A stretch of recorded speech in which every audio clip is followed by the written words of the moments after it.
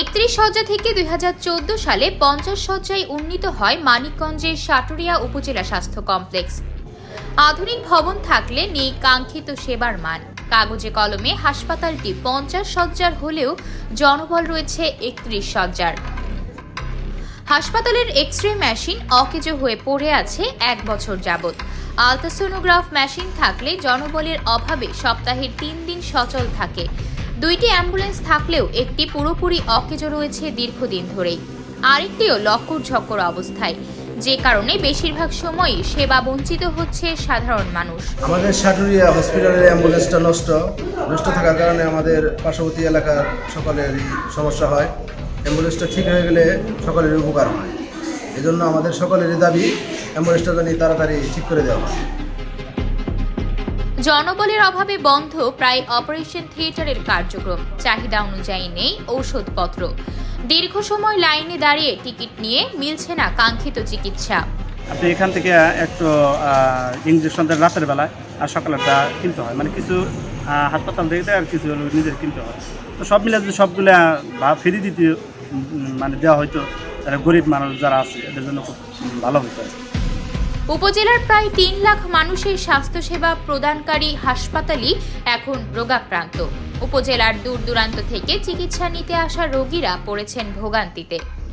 চিকিৎসক ও নার্স সংকট থাকায় কাঙ্ক্ষিত সেবা বঞ্চিত হচ্ছে হাসপাতালে ভর্তি থাকা রোগীরাও। বলছি যে আলট্রাটা এখানে নাই, সপ্তাহে 3 দিন আলট্রাটা আপনার বাইরে করতে হবে, আর বাকি রক্ত পরীক্ষা এটা করছি।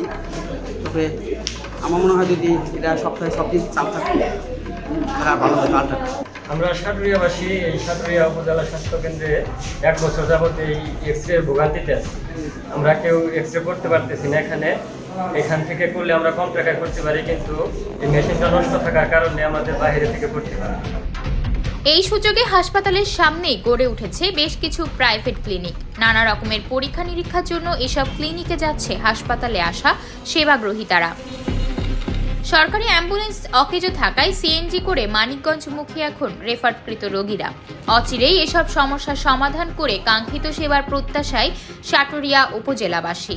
সাটুরিয়া উপজেলা স্বাস্থ্য কমপ্লেক্স মানিকগঞ্জে আমাদের আসলে মেডিকেল অফিসারের সংকট ছিল, এখন কিছুটা আস্তে আস্তে স্বাভাবিক হয়ে যাচ্ছে। বর্তমানে তারপরেও 7 জন মেডিকেল অফিসার দিয়ে আমরা কাজ চালাচ্ছি। আমাদের এখনো 4 জন মেডিকেল অফিসার পোস্ট ভ্যাকিং রয়ে গেছে। আর আমাদের হাসপাতালের ক্লিনিং স্টাফ খুবই কম, মাত্র 3 জন দিয়ে কাজ চালাচ্ছি। এখানে আসলে আরো অনেক ক্লিনিং স্টাফ দরকার ছিল।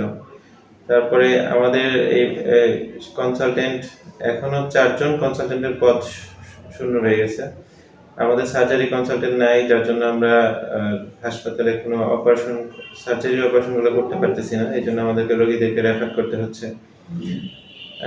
এই রেফার করা নিয়ে আসলে রোগীরাও খুব ভোগান্তিতে পড়তেছে এবং রোগীরা এই জন্য খুব সাফার করতেছে।